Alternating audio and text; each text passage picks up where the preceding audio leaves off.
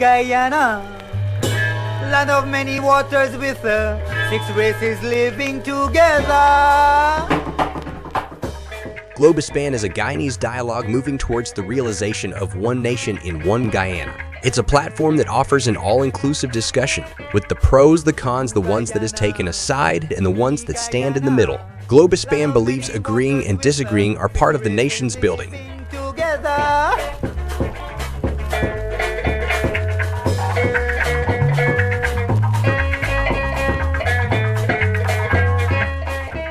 Globespan believes that every Guyanese voice is part of the nation's building. As we span the globe for voices from the diasporas and those living home, we stand on our commitment that we are all Guyanese working towards one nation in one Guyana. Coffee and Dr. Jagan, Bobby, she gave us our great sons. Rohan Kanhai, Coffee and Dr. Jagan. As the world turns on its axis bringing changes, we as Guyanese must adopt to those changes for a better Guyana for all. Globespan stands on its axis with its belief that one nation, one Guyana, one destiny must include voices from all corners of Guyana. Land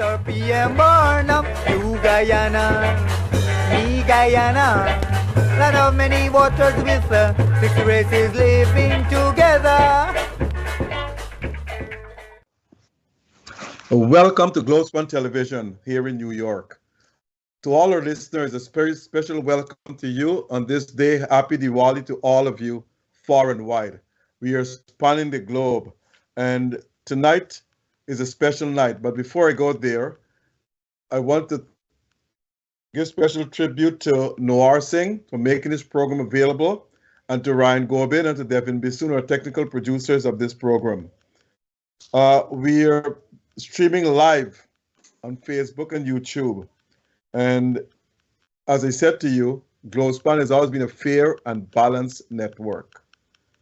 So with that said, and with everyone celebrating Diwali, enjoy yourself, but be careful. Now, tonight we have a special guest here. He was here once before. His name is Mr. Joseph Prasad, a former engineer, an engineer and former technical advisor to President Chedi Bharat Jagan. Joe, welcome to the program.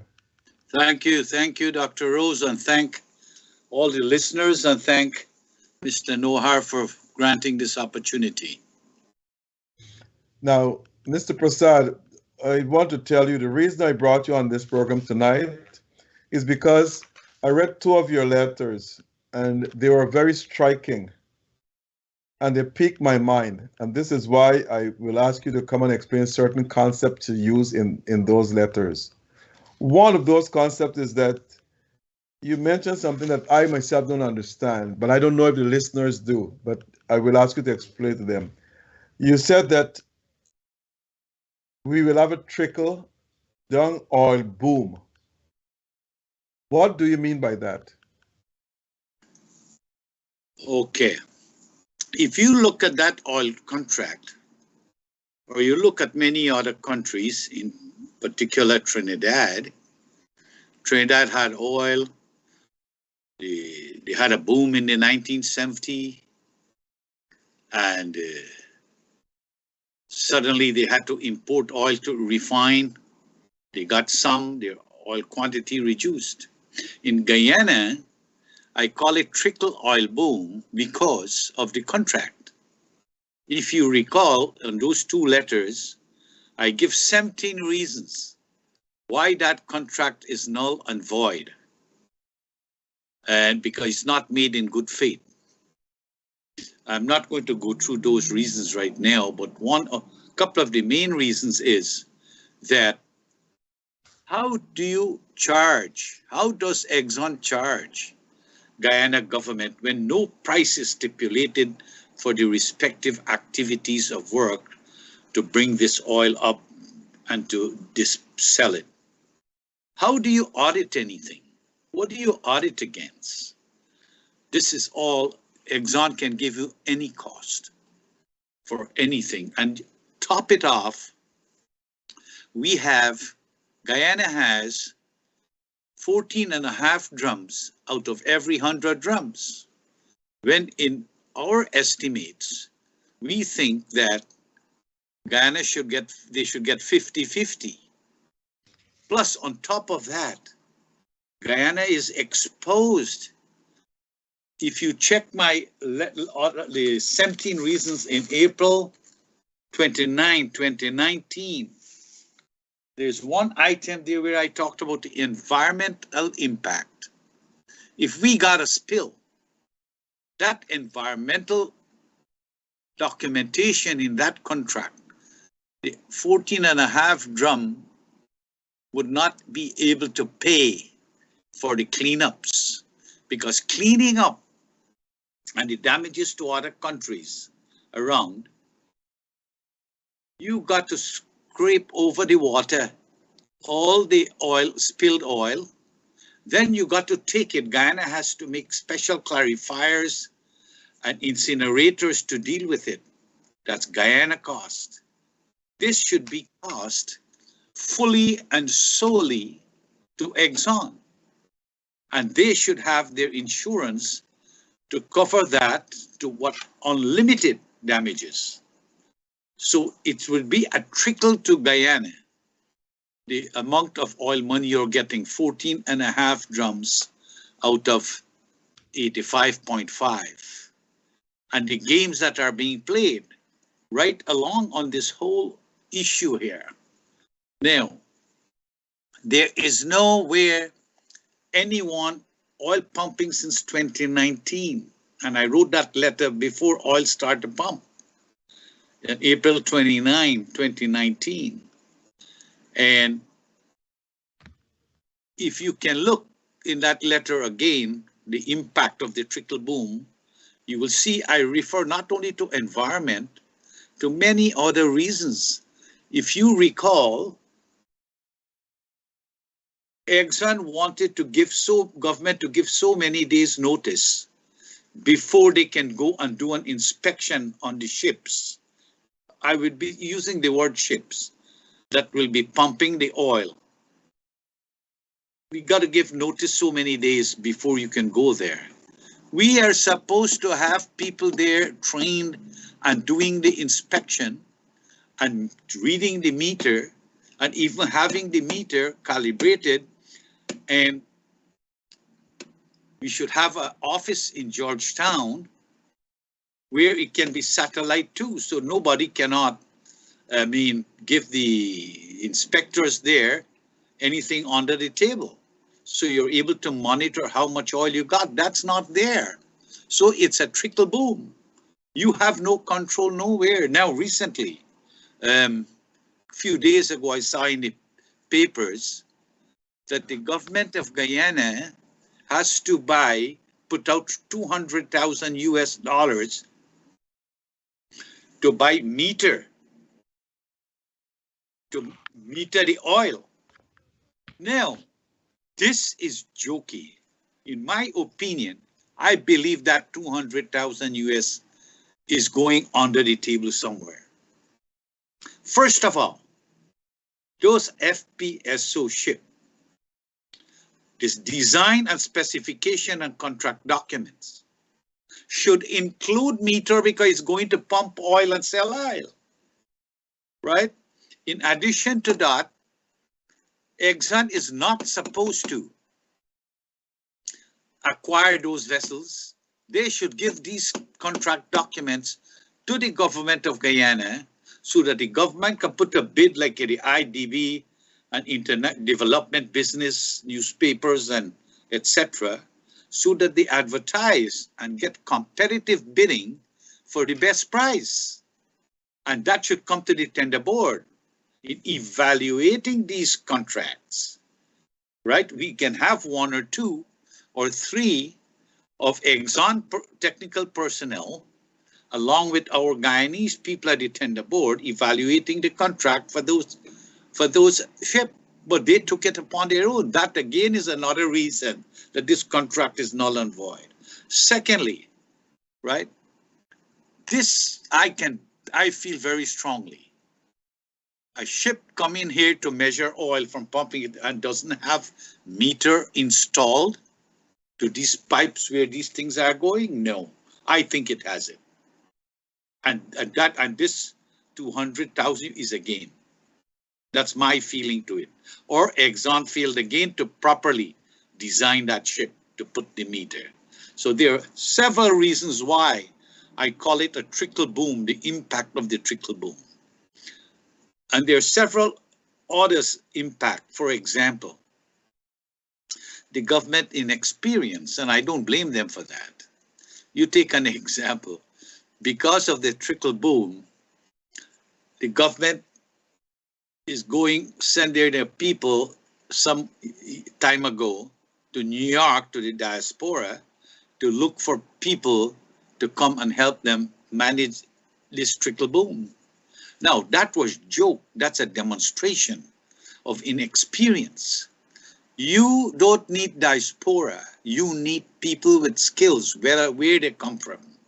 And we know that nobody, whether you're Guyanese or not, who is earning a salary out there, right, of $10,000 a month, if they go to Guyana, you got to be paying them not only that 10,000 to take themselves out of here, you got to pay their residence, you got to pay their airfare so many times per year, you got to pay them subsistence. So you almost double or time and a half what they earn here, right? They got to destabilize their family. You got to give them car and housing and the whole works. And what happens when you got technical, let's say the government of Guyana by now should have a fertilizer plant already in the works to be designed. You will hire foreign consultants because nobody in Guyana can design those things. And if you recall that even our bridges, Kanji Bridge or any bridge, foreigners do it.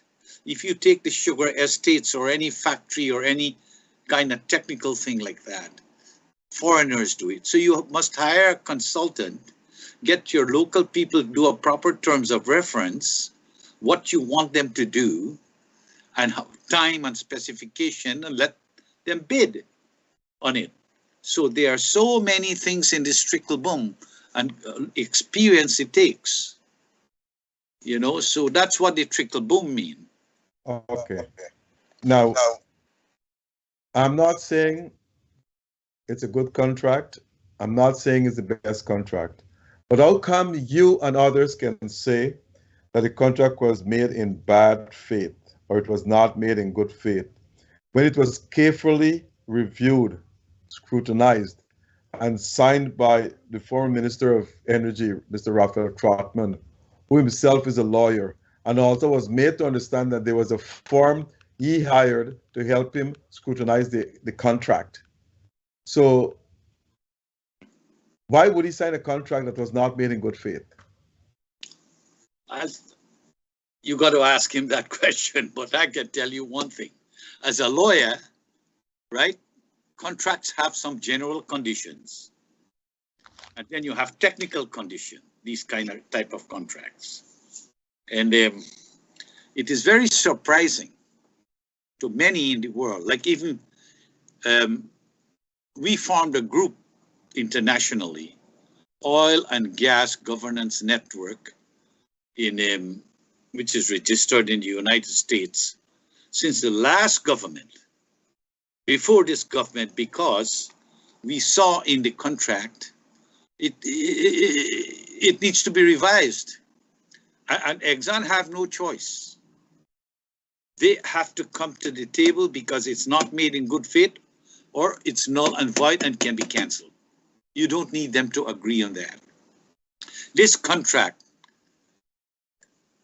I cannot believe that a lawyer can sign a contract like that. That's one. Number two, you sign a contract without prices. How do you know how much the operator or the contractor will charge you for each activity of work? How much you pay him? Like if you are building, it's so elementary to that. You don't have to be an engineer or a professional. Because if you are building a house, you want to know how much he's going to charge you on the footing, how much on the column, how much on the walls, how much on the floor, how much on the kitchen, how much on the roof. At least you expect to see that for drilling, as an example, they are going to cost, if they find oil, they're going to charge you for the first 100 feet, $50. For the next 100 feet, $75. For the next 100, you get up, you know what you're paying, right? You don't have to tell me your drill broken or whatever. You don't have to be an engineer to know that. Good. How much you're going to prices fly somebody from United States. You don't have to be a lawyer and engineer to know that. And you put your bracket increase due to inflation or cost rise. You recall that they charged $6,000 for someone to fly from Miami to Georgetown. 6,000 US. Who is charging that? That was charged by Exxon a few years back. Okay. It was published in the paper. Okay. Now, these costs and living costs, etc., there must be an established amount for each manager, each cost, so you know how to pay. So when I heard GRE auditing and and all these auditors coming in, you have no price. All you can do is an arithmetic check that they are submitting these bills and here are the costs. And in our calculation, we should be 50-50. We don't want to check how much money you spend. Let's measure how much oil is sold, right? I said that a long time ago. How much oil is sold? We calibrate the meters, right? And you take half and we take half. And you take the expenses. Simple as that. So I am very disappointed that consultation was done and a contract like that was written. Let me play the devil's advocate here. If one government signs a contract with a company, a foreign investor, and then that government changes 2 or 3 years after, the new government, do you think the new government has the right to say, well, we want to change the contract? What that will tell international investors, if every time a government changes, that government wants to change the contract, or wants a new contract, or wants to renegotiate that contract. That is good for the government. Let me tell you a story here. But does government do that though? Yes, this contract can change. Guyana is a sovereign nation. And if you terminate a contract that is good, made in good faith, and it's not null and void, then you would have to compensate the contractor to demobilize back and go back where they come from. You would have to pay them the transition of wages, etc. in that time if you're doing it. Right? But you can terminate a contract and pay them that cost. Easy as that. Now, but this contract, we can argue, I can argue in a court of law that it's null and void based on the 17 reasons that you saw in the papers there. And I just added 2 with the 200,000. They're going to put meters now when they should have put meters because this boat is coming to measure liquid, right? Now, the other thing here is that they can come to bargain easily, but the government can terminate the contract. They have no problem with that. But the last government, remember, governments are representative of the people. And all these contracts and the actions of whether the previous government or this government, they are all acting under the Constitution of Guyana. And they are there because the people put them there to represent them. So whether government change or not, you must act in the interest of the people. And if people, look, all these scholars everywhere are talking about this contract, it is very unfair to Guyana. How can you 14.5%, and you only getting 85%. They are getting 80 Exxon. The other trick here in this deal again that should make it null and void, they want 10 ships pumping. So if you got 14.5% times 10, you'll get enough to create this trickle boom, right? It will have enough for 700,000 people. So everybody will say, what is Joe Prasad and all these international scholars talking about? You know, that look, watch what's happening. We are building, we are short of workers, we are doing this, we are doing that. And they are saying that we are not getting enough money. Yes, you have plenty of good crude oil, Guyanese people. You have plenty of good crude oil that can make your generations to come. Don't give it to Exxon. Stand up for your right. You put government there, and they must be responsible to account to you. You don't account to them. That contract must be changed for the interest of the people of Guyana. And Exxon wouldn't go away easy, because you have good quality crude and a lot of it. Why you think they close up their operation many places? Because they get free oil here technically. Free oil, 85.5%. So you are on the side with Kaiser News publisher Glenn Lal and all the others who are calling for a renegotiation of the contract or an end to it. Yes, I fully agree. I am observing what Glenn Lal is saying. And he's very, very on the ball. He cares about his nation. What he's doing there is very good in the interest of Guyanese people. And if he say anything wrong against this government or any government in a biased manner, I will ups him. I will write in the paper and ups him if I see and observe it. He's doing a good job, right? He's doing a very good job in that. And I commend him and pray for him that God give him health and strength to continue educating his people on what their values are, especially in this oil and the mining, etc.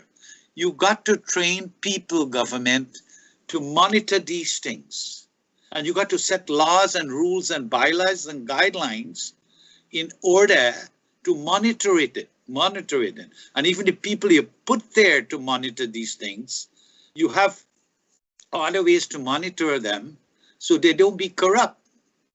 Because in this oil boom coming up, there will be lots of corruption here, there, and everywhere. And if the government does not act in such a manner on every project, every program, in transparent and accountable manner,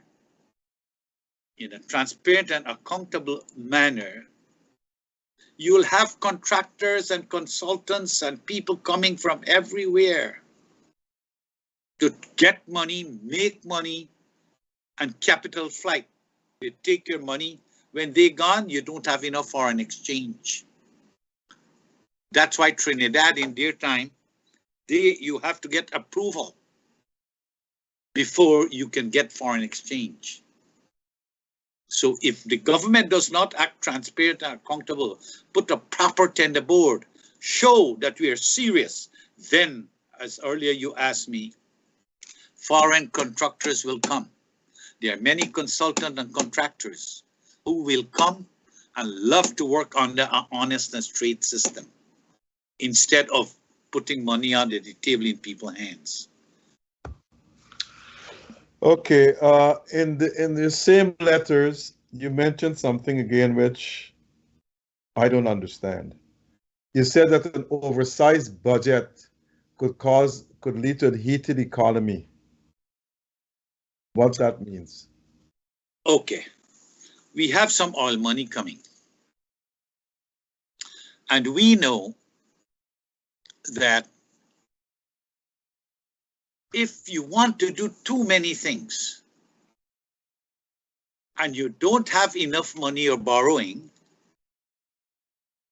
you don't have enough manpower, human resources, ordinary workers, unskilled workers, skilled workers, and professionals, right?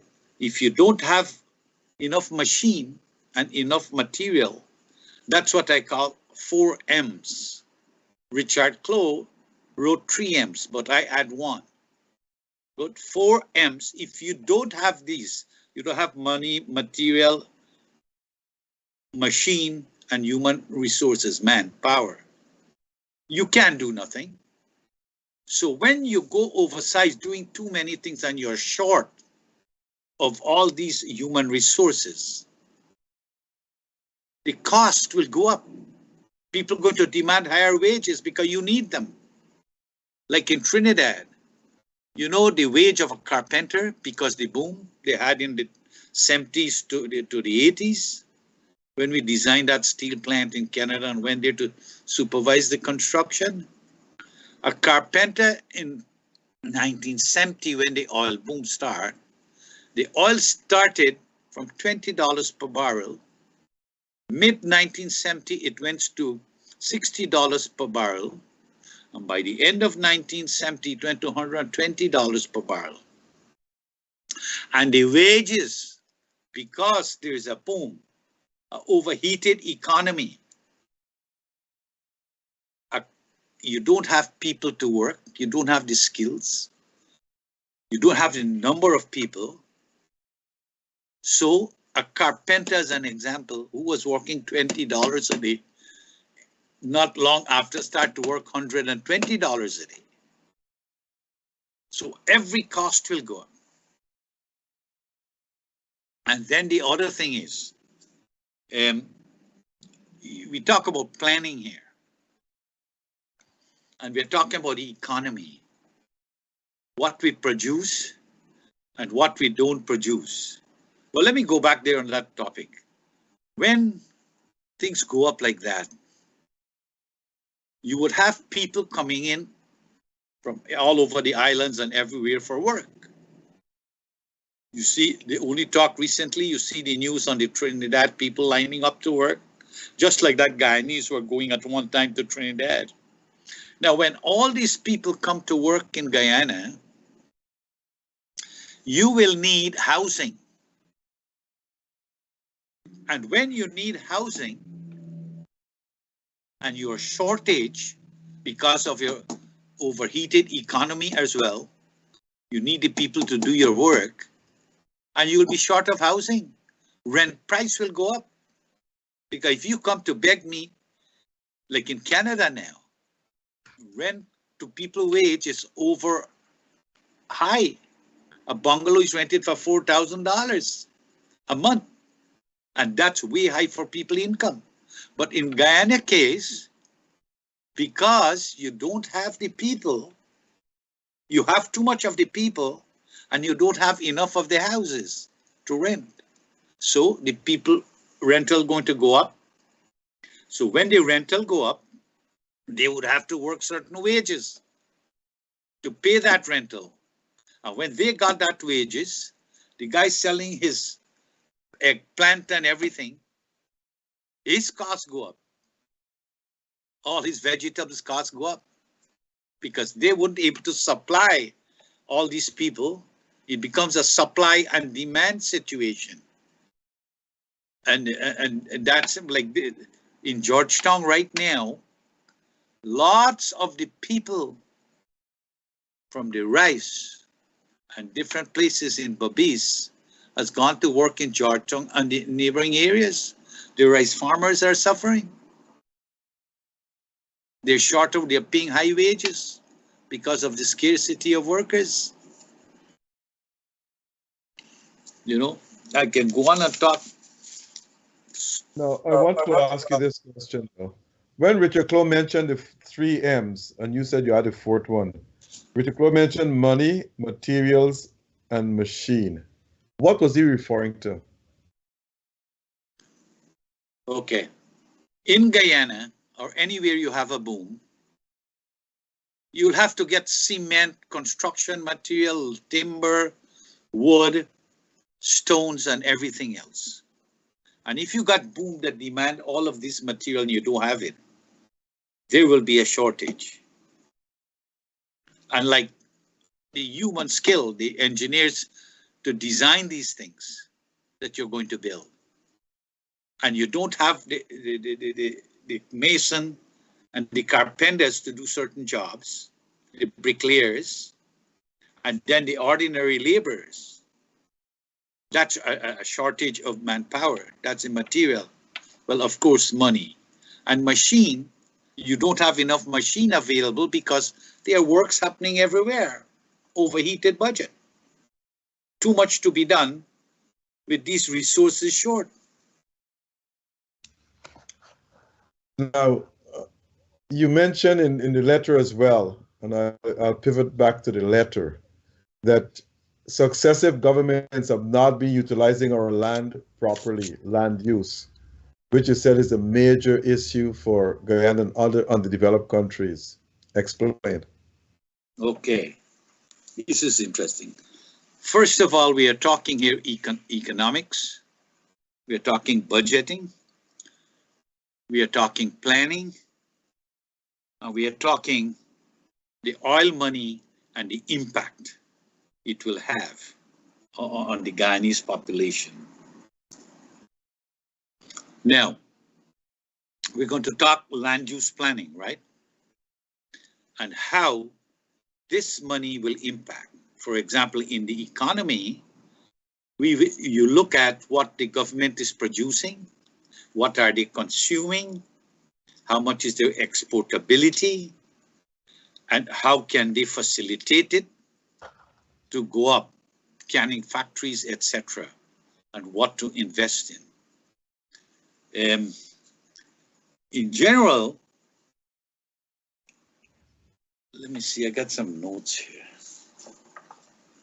Government are supposed to produce to the people goods and services in a timely, safe quantity and quality. They're elected to do that. And to have an economy, if it can improve in your consumption and production, etc., it's good government.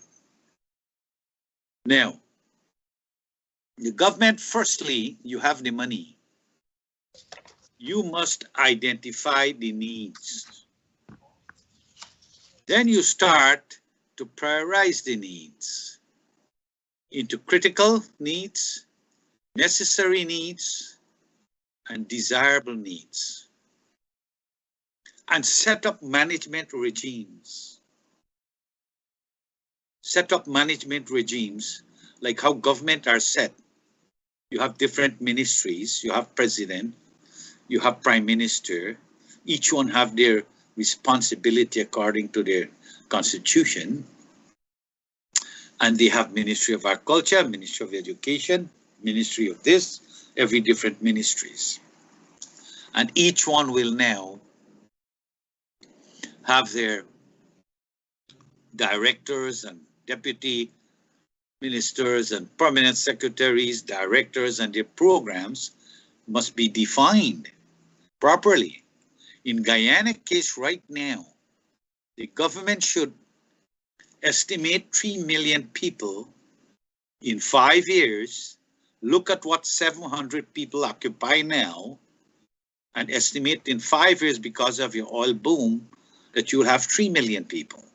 Can even be more, or maybe some less. And you start to look at land use and planning over 100 years period. Once you can establish that, and the first thing this government should have been doing, right, one of the things first, in the planning for the oil wealth and whatever, they should be doing land use planning. And the first thing in land use planning for the expectation of the pace of growth, the economy, they should be doing photogrammetry. That is a plane travel in the air and take pictures that will be translated to 3 dimensions. In other words, you're able to have the topographic, and you can look at the vegetation and got some idea about the soil conditions and where is swamp, where is what can grow on higher lands. And doing that, you're able to design now where to pass roads, where to do streets, where things, agriculture will be growing.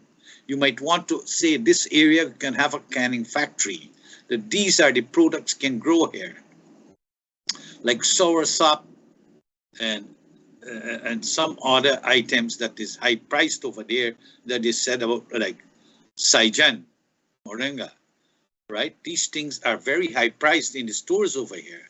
So they look at what they can export. You know, you start to look at agriculture and identify your lands. And then in the land use planning, you look where you're going to pass your roads to facilitate all of that. You got to look where you're going to make people to live, subdivisions. And then you got to look where you're going to put industrial estates. Like I had written in the papers a few years ago about the bridge from Suriname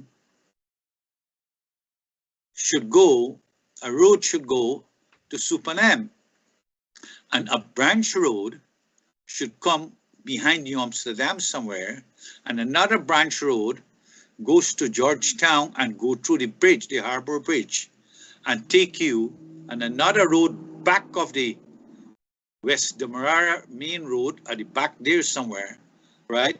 Also for development, because you now have the gas project coming on, so you're going to have cheaper and cleaner energy. So these are all ideas, and you might want to put a railway from Brazil, connect Venezuela, and come to Babis. So you have 2 ports to import and export. Now, importantly, the Georgetown, you know, before we all were born and man was on this earth, the water found their ways. And when we do things in that water, those rivers, we are going to prevent them from functioning properly.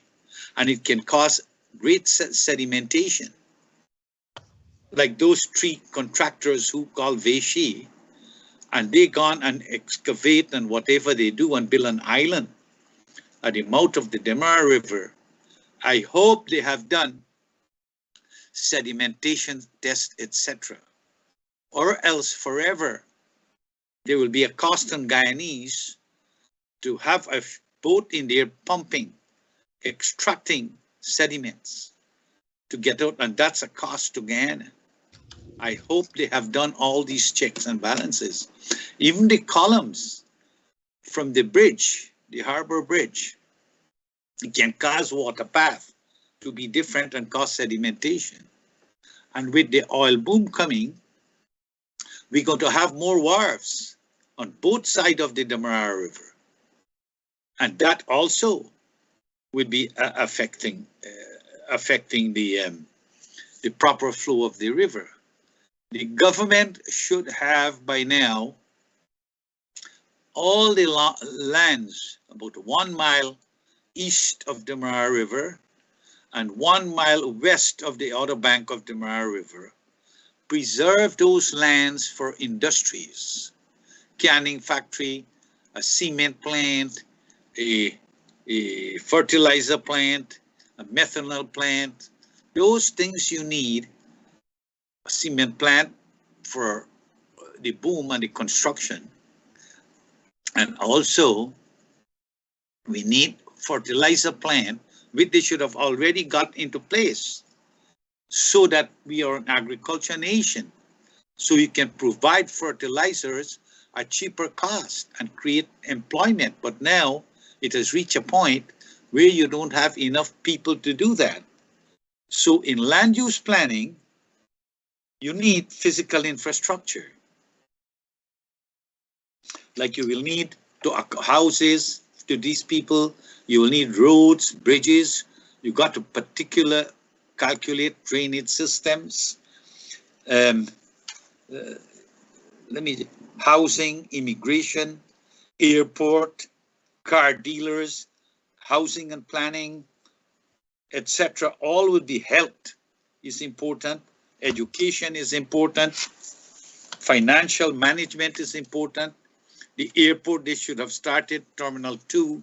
I have said that some time ago in the early this year in the budget, or they would have problems, very serious problems there.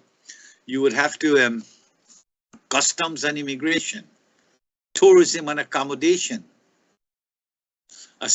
more satellite city or another major city. Let's say you're bringing a branch road to somewhere southwest of New Amsterdam, create a city behind there with a circular road. Now in your planning, because you have a stadium, you probably have a refinery out there, your population will go up. So you want a city. I say, excuse me. You got to look at inflation. I just want to go back to something what you said. You said that in 3 years' time, Ghana's population will increase to 3 million people. We're under 800,000. This means you're asking for at least 4 times the increase of a population.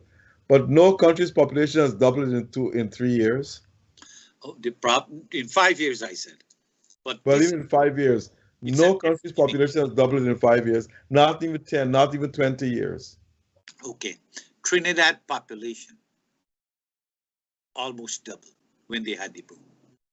No, Trinidad always had a million people. Now it's about 1.3, 1.4 million. It was more than 1.2 since then with the boom. Lots of people leave after things get tough. Now, I'm very close with what's happening in Trinidad. And now, what happens, the world has got costly and difficult to live. And people from the Caribbean are going to pour in there. And from Venezuela, they are pouring in, right? People are going to pour in there for working at all levels. Hence, population will increase.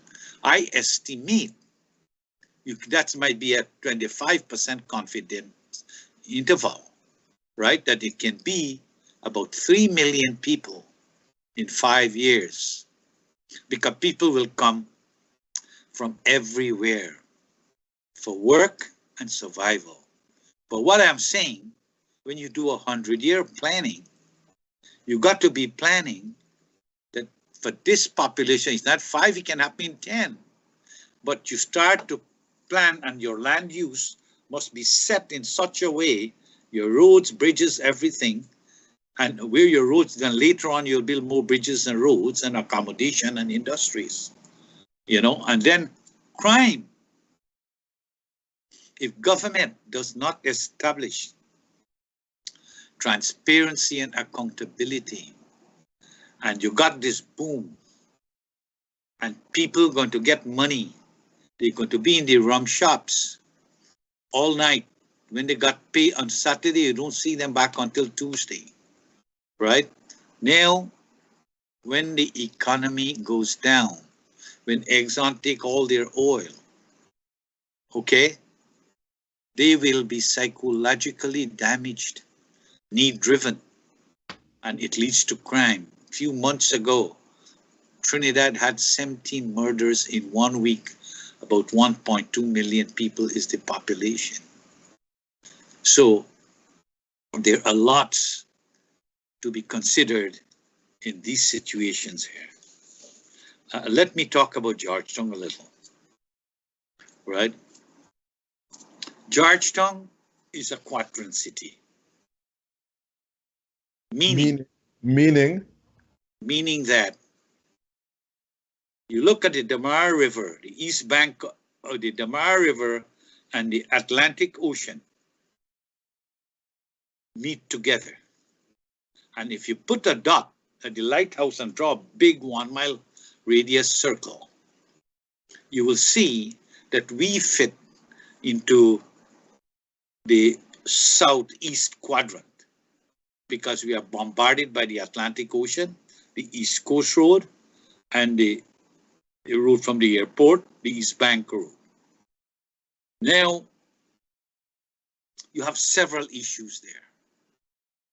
You cannot have, let's say you didn't have the river and the ocean, and you could drive and come in on the East Bank and you can drive around Georgetown on a road, a circular road, would make things easier to build and increase your population density. I am saying that the population density should not be increased. You're creating chaos because Guyana, that Georgetown, is prone to flooding. And we are below sea level. And you're a quadrant city, you cannot move traffic. And now they are building more hotels and everything. When you do that, you're going to have more surface. So water would not seep under the ground if rain falls through the grasses because you're going to have more concrete surfaces. So you got to hope to pump this water out. And if you recall, in 2005, the big flood we had, while maintenance were poor, but we are now increasing the population. And that's the problem. There's a serious problem there. Hence, Georgetown, the government needs to relook at the population density. How are you going to deal with the traffic chaos? You're going to create stress to people. You're going to increase crime. You take as an example, Dr. Rose. You come long time ago, you can travel from Crabwood Creek to Charity on the same road that people lived. You had small cars and you have very few cars.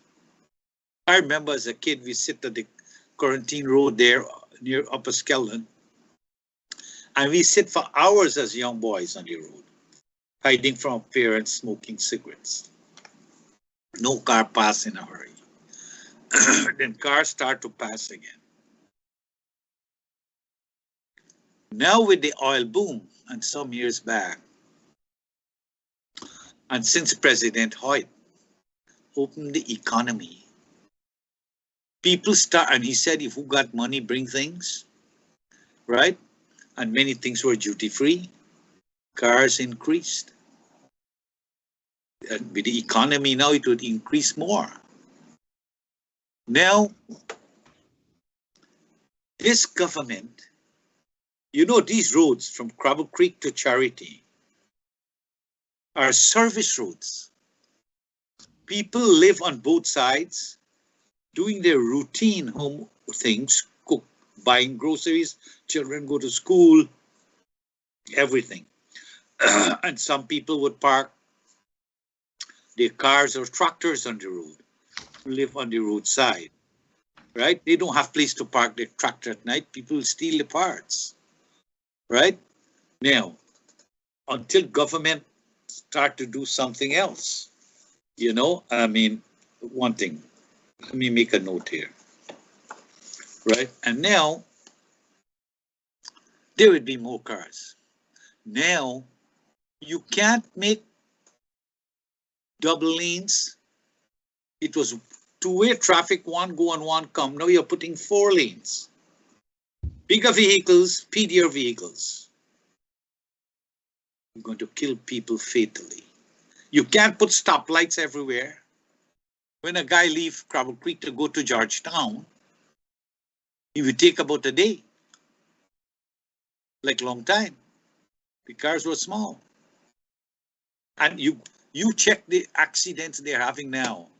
I hope the police records might show that you have more fatal accidents now. Because with the divided highway, and it's also a service road, people travel faster, and it's a service road. So You But accidents, more accidents now actually comes from more cars because Ghana imports about 10,000 vehicles every year, and from errant drivers. I don't think it's a road to that extent.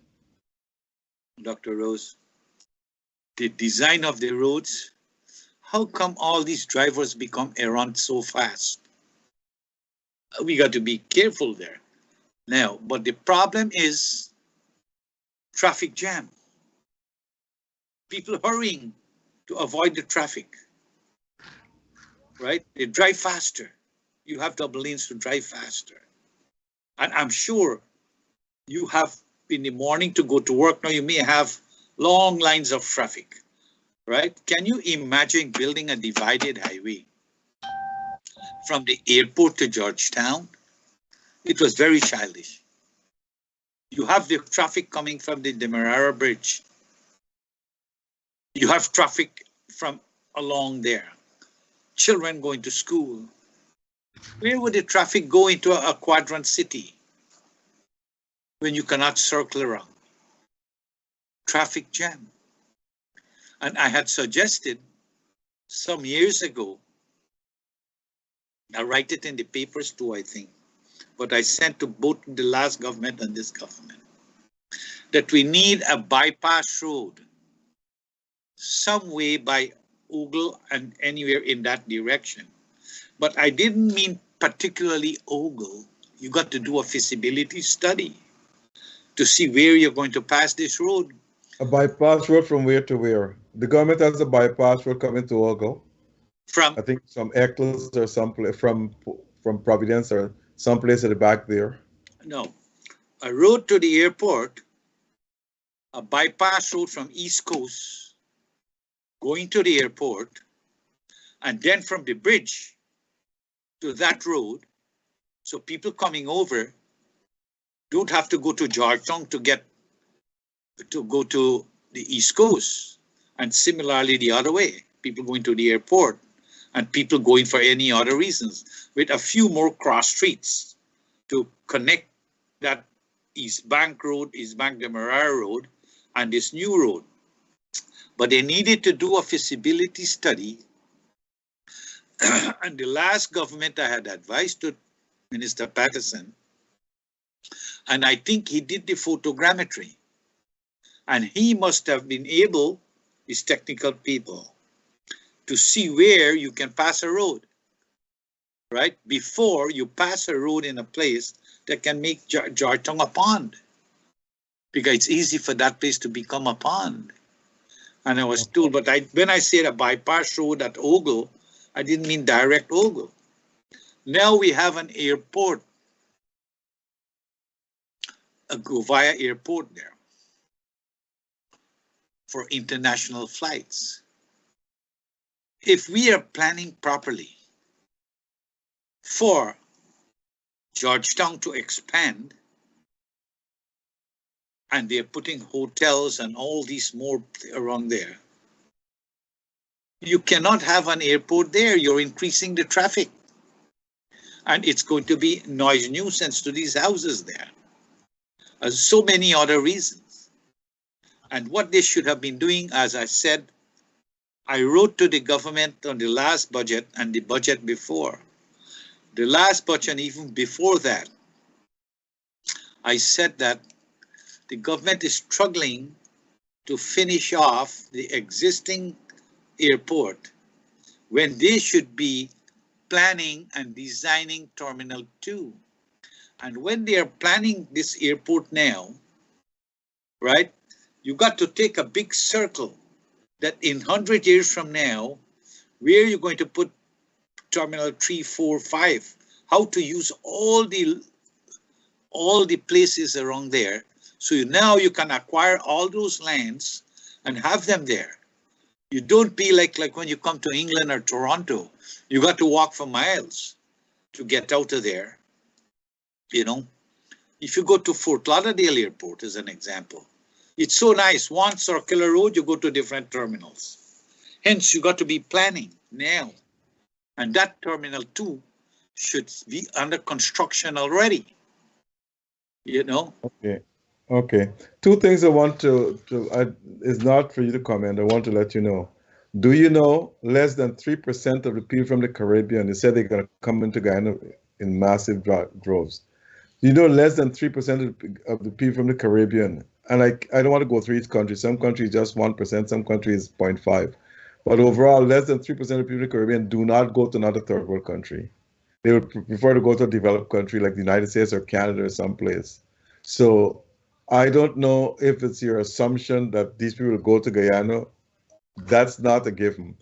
Another thing I wanted to let you know, do you know by 2050, world experts have predicted that the population of the world will start to decrease? Quite possible, because the cost of living is so high, you don't want to get 3 and 4 children anymore. You know, Even in so India, it started to get 2 children. so with the decrease, and they expect within 50 and 60, you're looking at about 10%, between 5 and 8% decrease in the population in the world. I don't know. It's a far time from now, but we have to wait and see. Those of us who will live to that time. Now, Mr. Prasad, you are a member of the OGGN, which is the Oil and Gas Governance Network. What is this organization all about? Was it formed because of oil in Guyana, or was it there before? No, it was formed because the oil in Guyana, and we realized that that contract is unfair. So And that's then why so it was formed recently. yeah, when the contract was released, then we know what's going on. Okay. And what has happened then? And before we go any further, who are some of the members of this group? Where they're from? Oh, you have people from internationally, Okay. Guyanese, etc. We got lots of professional people too as directors. Okay. And members, etc. And it's a properly registered organization. Mm-hmm. And it all meant to look at this oil contract. But now we are talking about communicating in other mining facilities, right? But how it will go will depend on the members and how they want to do that. But it's all in the interest of the Guyanese people. Like you have seen some writings, you have seen there's a radio program at Kiteshore News every 2 weeks. And so the intention of these people are good. And there are lots of discussions once every Wednesday night where we talk about the issues, the oil, and hope and pray that the government would renegotiate. We are these people experts? Are they qualified in those areas of what you're talking about? Well, we got the CEO. He's good in his computer, and he's the backbone to have our weekly Zoom program, right? He and him, among others, produce a list of an agenda where we discuss, and there are many professionals there, you know. So, and we have economists, we have environmentalists, we got engineer, we got accountants, we got it all in there. Okay. So it was actually formed after the oil was discovered and the contract was released. So what are its goals exactly? Our main goal is for the Guyanese people to reap the maximum benefit from this oil that God gave them. And they discovered it. They know that Exxon is a business to make money and profit. And we want a renegotiation of the contract so that they can make money and the Guyanese people, oil must not be taken away.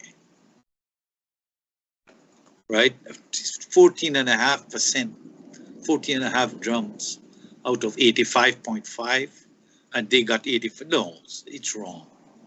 And listen, one thing more, you take the sugar. I said this long time ago. You take the sugar and the cost of growing sugar, then to take it to the factory, right, to process, and then we export it. We are fortunate that we don't have to grow the oil. We don't have to transport the oil from the ground to the ship that is pumping it out. You check that cost alone and say 30%. We should get right there and then from the oil. Then our taxes on our profits, we should get at least 50% of whatever the sale is from that oil. And we have professional people work it out, calculate it. We have looked at those foreign companies who worked and advised, etc. And we discussed them. This is in the interest of people.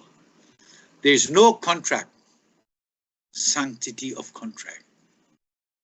Guyana is a sovereign nation, like I said before, and they can terminate any contract.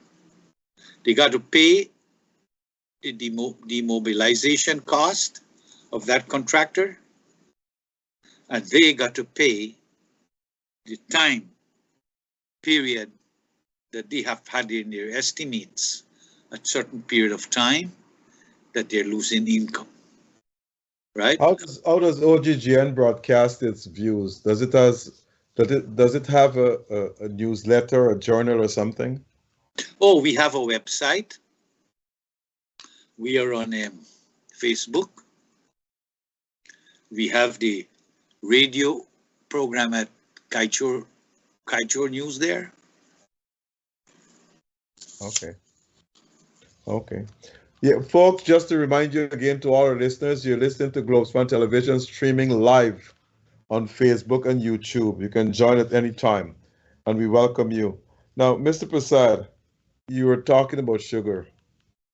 The Rosal estate has just started production a few weeks ago. Sestorian Singh, which you know very well, has been the CEO for the past 3 years, very versed in sugar. With the help of President Ali and the Minister of Agriculture, Mustafa, he has been able to bring that sugar estate back. But when I listen to what he says, when he went there to Rosal in Kanji, it was a scrapyard. Nothing was functioning. So he had to build everything from the ground up. He said what they had there, prior to 2017, they had 17 tractors. And when he went there were only 2 frames. Everything was gone. But now that the estate is up and running, it will increase the production of sugar. And you have been a critic of sugar for the longest while. But the packaging of sugar right now is selling at a higher price in the world market. And mechanization might cause production costs to decrease in Guyana. Don't you think it's a good start? No. I tell you why. I have written in before when the government was talking about opening sugar estates. That's a political move. No doubt that Mr. Sestorian Singh now is one of the best guy having all the knowledge, strategy to make that thing give maximum production and minimum cost, etc. There's no doubt. But on the international market, with the boom coming on now, and the cost of everything going to go up, we would not be able to produce sugar because you're going to short of manpower, the cost of equipments, the cost of maintaining them, the cost of management, everything will be going up. And I've said it before, to reopen these sugar estates will be a cost because they sit there for a long time and corrosion, etc. So the CEO, Mr. C, is correct. It will take a fortune. You look, the sugar industry is subsidized up to now, big time, from then to now, when it was closed.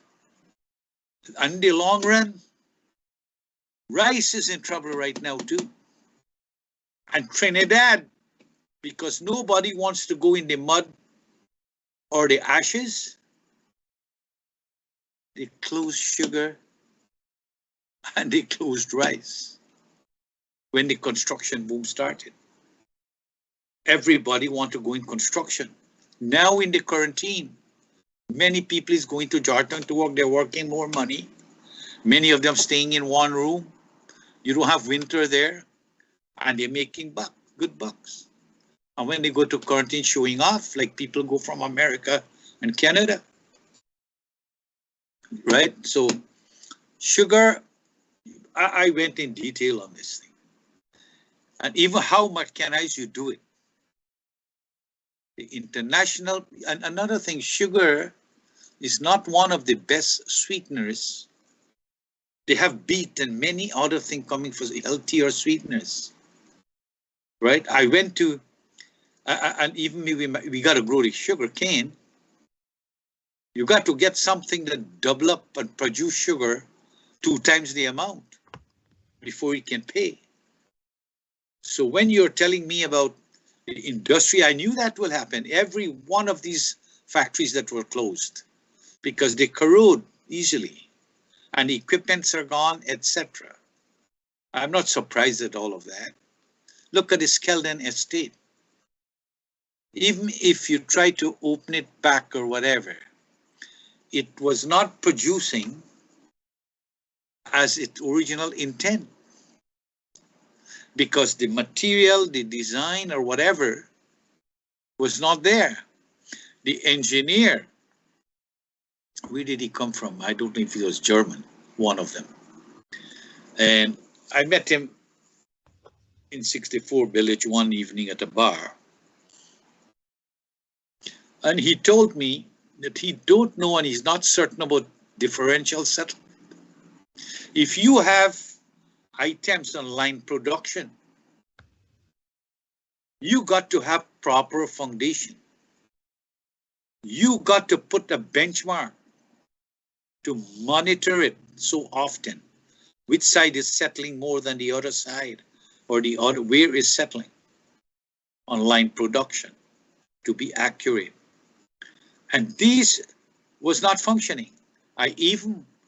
When I write to the commission, when they were evaluating in the last government to assess the sugar estates, whether to close or not, I have told them that we must look at the sugar estates carefully because once we close them and we cannot have more production and the international market, to reopen them back will be costly. And in time, I can go right out to say it will be proven not long from now that that opening of the estate is a political move. The only thing that the last government didn't do right is that they did not provide proper employment for the people who were out of their job. In Trinidad, the people were getting so many 10 days work and they were weeding the dams and trenches, etc. All these people could have been weeding dams, trenches, and get a work until things change. You know, so many things to be done out there. And that evaluation, I don't agree. And rice, I'm worried about rice. How do we deal with that? Let me tell you a story about rice, Dr. Rose. It's important. You're a rice farmer. You were a rice farmer. Yes. I am a rice farmer. I grew up in a rice environment. And when the government took me back as the director of primary education, I invested large scale in the rice because I didn't want to invest in an engineering company. It would have been a conflict of interest. I leave no room for critics and politicians to open their mouth on what I was doing. Anyway, when the British lay out those rice fields along the coast of Guyana, they did not mean tractors would have come in to develop it. It was peasantry farming, where they give a guy 2 acre here, a next guy 5 acre there, a next one 10 acre there, and they make all these common waterway to provide water that people survive all, and they would cut rice with their hand, right, and mash it with cow. I remember sitting on a little thing on top and the cow walking around, and they give me a rope to hit it, and the cow would walk around. You would cut the rice by hand, put it in bundles, and they got a cow pulling what we call a draga. Pull it at the bundles and take it to this place where the cows would walk around and make the separate. That's how it was meant in that design. But now, there is a problem, big problem in the rice industry. One, there is no workers. The cost of production will go up just like everything else. Scarcity of workers, fertilizers, everything gone up. The fuel price gone up, labor price gone up, fertilizer price gone up. And people doesn't understand. If they got a bad crop and a bad weather and rain, and they don't have the yield, they might not be able to go back to the land. They wouldn't have the money. And the tractors that came in subsequently, damaging the dams. So bring the paddy out is a pain and a costly thing. Where when the dam is dried, you can bring a truckload of paddy, or a tractor will pull one of the tanker they have now. But when the rain falls and the dam is bad, you only can bring so much paddy in a boat. And you got to really pay for the guy to shoulder the bags now. So there's a serious problem in the rice industry with shortage of workers. That is why the government should not have created an overheated economy. If you look at what happened, the government started to make everybody contractors, right? Maybe getting preparation for the next election. Any government would want to do that, but they should carefully plan. They got people pouring concrete, take the workers from the rice and have it overheated budget. They're doing too much. They could have waited and scale it down a little. That the election will be in 2 years' time. They would have do what they wanted to do. But they went in a rush, make everybody contractors. I went and I saw the fabric, the mesh they are putting to, concrete can get cracked easily. So you put this mesh in there to prevent the cracking, because concrete is not elastic. It can crack. So now, when you're pouring concrete on the ground, we call it slab and grade. You got to put that mesh about 2 or 3 inches on top of that concrete. If it's a 6-inch concrete, you got to put it about 2 inches on top. Or an 8-inch concrete, you put it 2 or 3 inches on top. That thing was lying flat on the ground, served no purpose, because the slab, when the earth slides at the side, they call it lateral shear, the concrete top will be in tension, the bottom will be in compression. So that steel that we put in there is to take the tension and don't prevent it from cracking. Now all these things are lying down flat on the earth. So the mesh serve no purpose. The BRC, what we call it. Then the other thing is that some street up to now, if you dig the street to back up, they dig the street drains and build it up a little, and they build the street, fill some sand and build the street. Now, it's high. The drains are so deep now, and they haven't back up the sides of the slab with some earth to round it off. And the drain is very deep. At rainfall, children can get drowned. You build a street, the first thing we should be doing is health and safety, what we do. And children can drown in the street drain. Okay. And the street so narrow that people are confronting each other. If a guy coming this way and the other one goes this way, they are fighting and quarreling. None want to reverse back to allow the other one. Okay. I want to ask you this question. Why do you think the government should not subsidize sugar? Because, okay, the first time they should subsidize sugar to create employment for the people. Plus, sugar is not competitive in the world market. And with our boom, the cost will be higher. We can supply sugar in Guyana and maybe a few Caribbean countries or wherever they can get a better market. But you pump money into it. But now there's a shortage of people to work, right? And you got to pay high wages, right? But I'm not saying it's wrong to subsidize, right? But how much? Let's take as an example the transit system in some cities are being subsidized because you got to provide services at certain remote areas for people.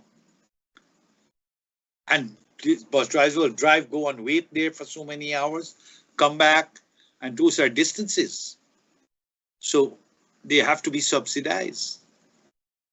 So nothing is wrong in subsidizing something in a country if you're creating employment for people.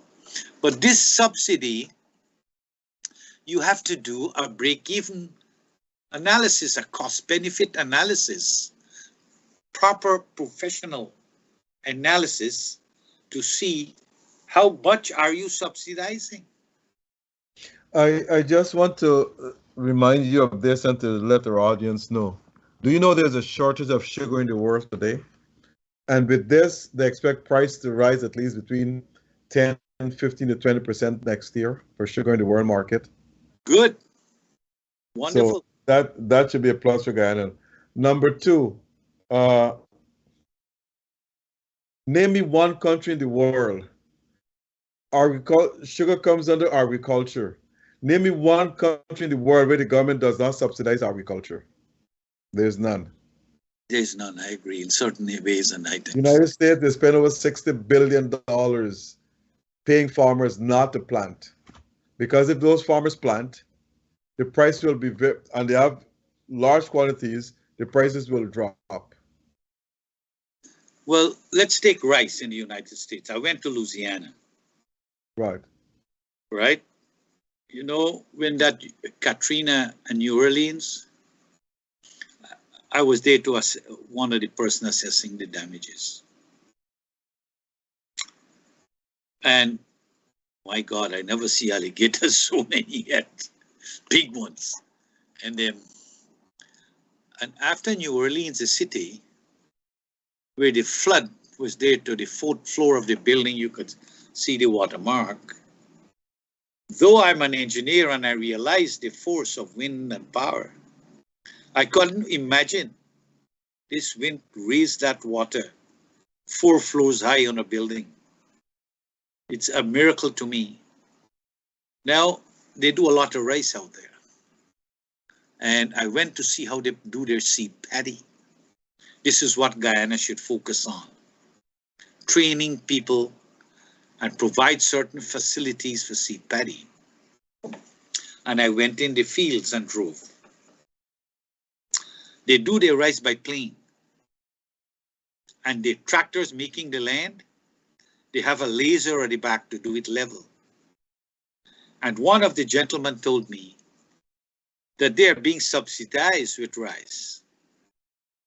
And that he sold his land and he's still collecting subsidy. You know, I said, I can't believe this. Anyway, what the government do, I don't know, this is my guess, that the Americans apparently grow some rice, export it, because I don't think they're growing enough rice to feed their nation. Export it and set the world market price. This is what I was told. I don't know how factual this is. And then you set the world market price very low, so you can import most of the rice they want cheaper. So okay. I don't know the full details of that, but that's what I think subsidizing Gaisuku is good, because if you look at Gaisuku, it helps a lot of communities. It provides drainage and irrigation to a number of different communities, and it also helps facilities, sporting facilities, and so forth throughout Guyana. So I think not only jobs, but Gaisuku, people don't know, does a lot of other stuff to help various communities, uplift people. Because if you don't subsidize Gaisuku, what will happen to those communities? They will go dead, like when those 4 sugar factories were closed, and what happened to those currently, those Dr. communities? In 1 year from now, I estimate, or 2, when some industries would be created along Quarantine and everywhere else. On the east coast, on the west coast of the Marara, there are not enough people to work. And sugar there must be in more trouble there to find workers. Now, sooner or later, as industries start to pick up, we're going to have problem having people to work.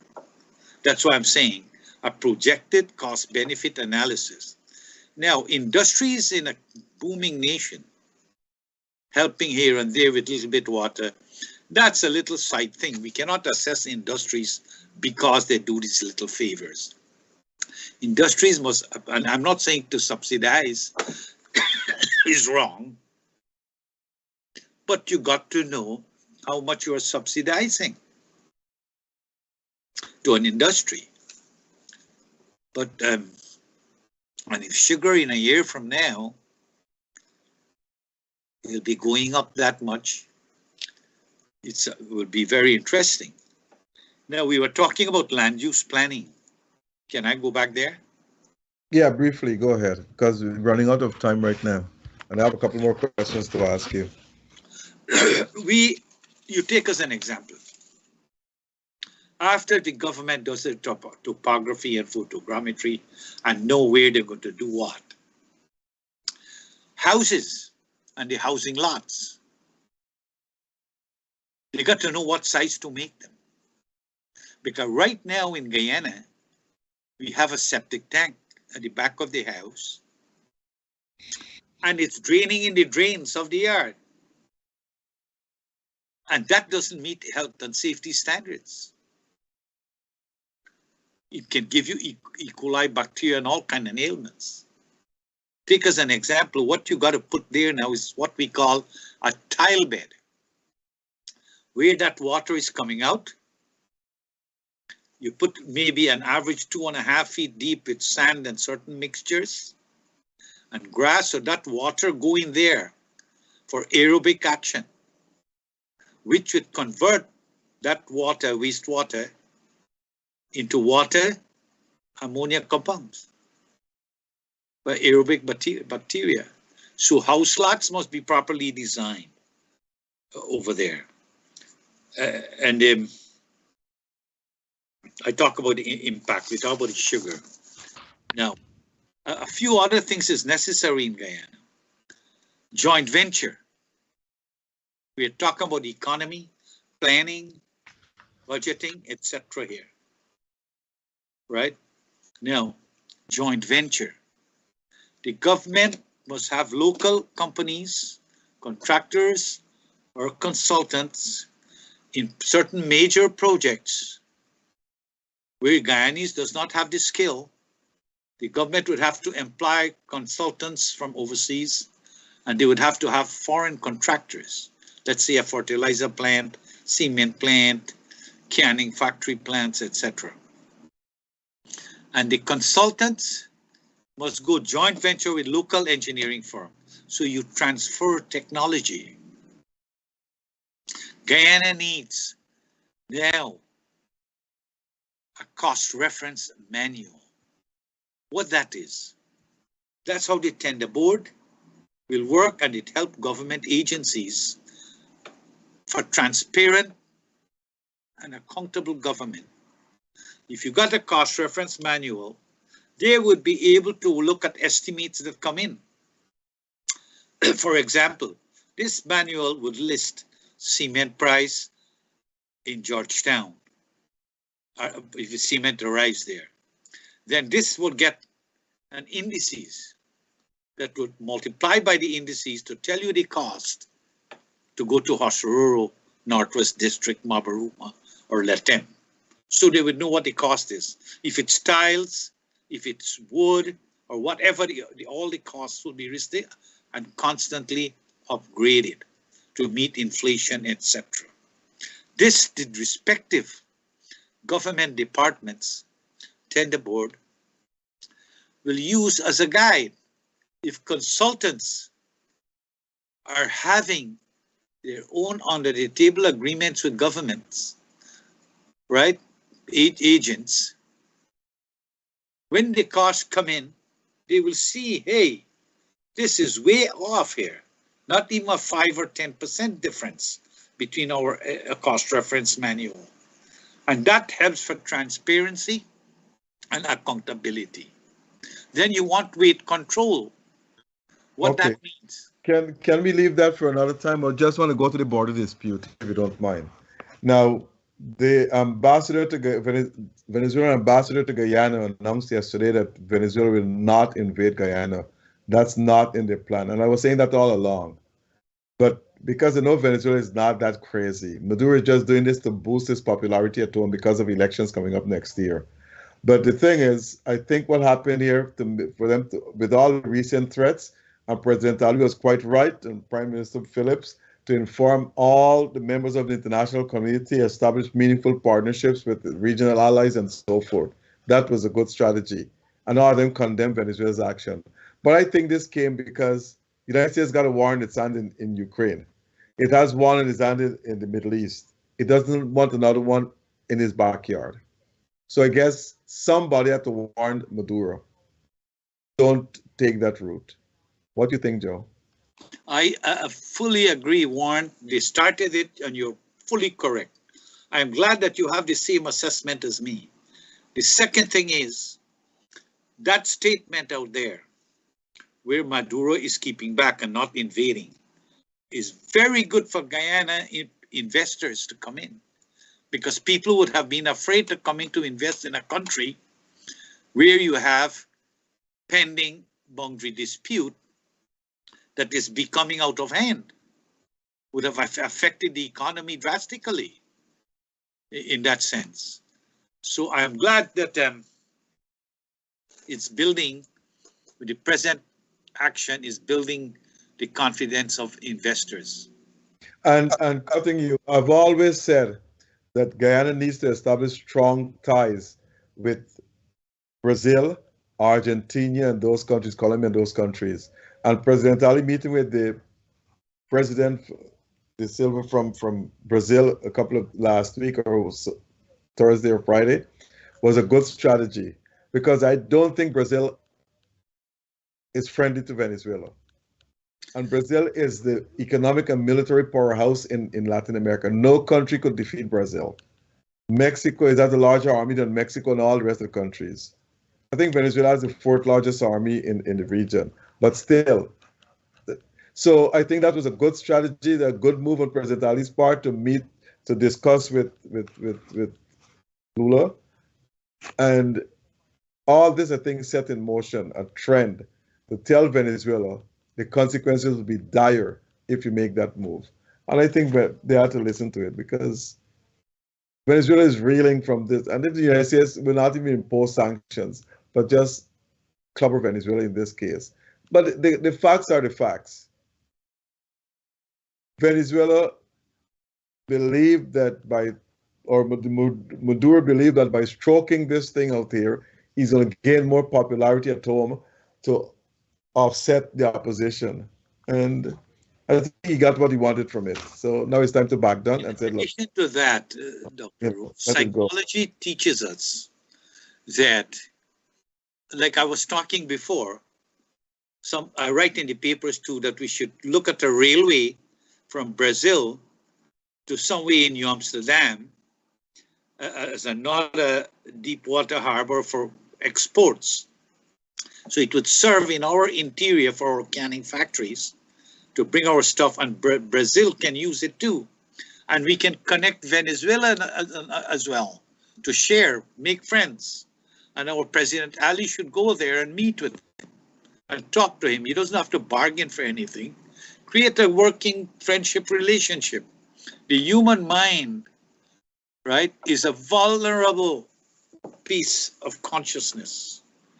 Okay, with that said, we have just 2 minutes. I would like to hear your closing remarks on this issue. What do you think of President Ali's, or do you think President Ali is on the right path to making Guyana a prosperous nation and improve the lives of the people? Your closing remarks. With the oil money coming in, Exxon will give them enough money. It's any government in power would create a boom to win an election. So it's not the effort of a government so much, but how much things you create and you do, and employment and benefit. But this government overheated budget have created starvation in Babis. People are suffering for the cost of food. And many people are saying that people like me are talking so much, and that people suffering there, the cost of living. Plus overseas, cost of living went up, and people cannot send the amount of money they were sending for their relatives. So there is a problem there. So I'm not saying that the government is doing everything good. They got to start planning. As we were talking, they got to start with everything in place, start looking at their budget properly, looking at the economic, make a schedule of where they're going to be, and work on that schedule, work on transparency and accountability. They need to do a lot of work on that.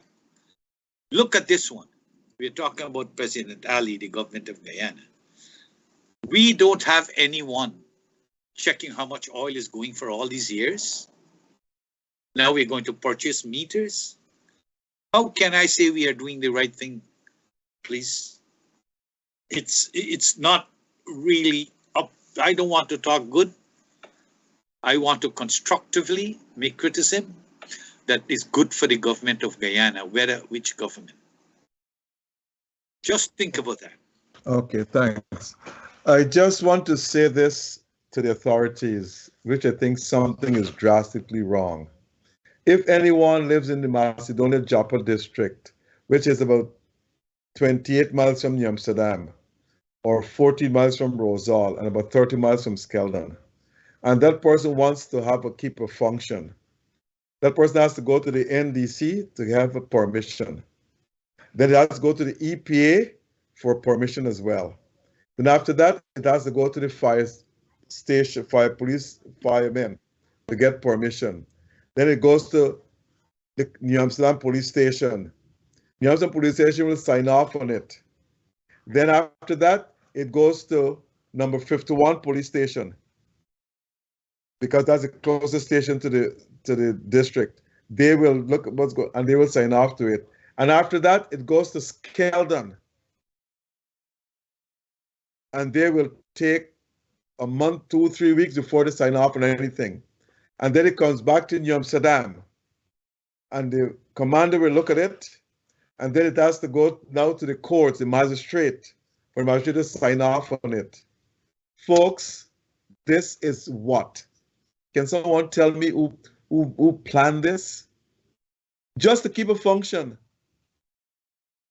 They have to go to the NDC, they have to go to the EPA, they have to go to the fire people, they have to go to the police station in New Amsterdam, 51 police station, Skelton police station, then come back to New Amsterdam, then goes to magistrate to sign off on it. Something is wrong. Something is wrong. We can't develop a country when we have this type of. That's I don't know correct. what I've heard of that stress and frustration. Who made this planning? Who did this? Somebody's got to correct this here. You should go to the fire people, you should go to the EPA, and that's all. And then you go to the police.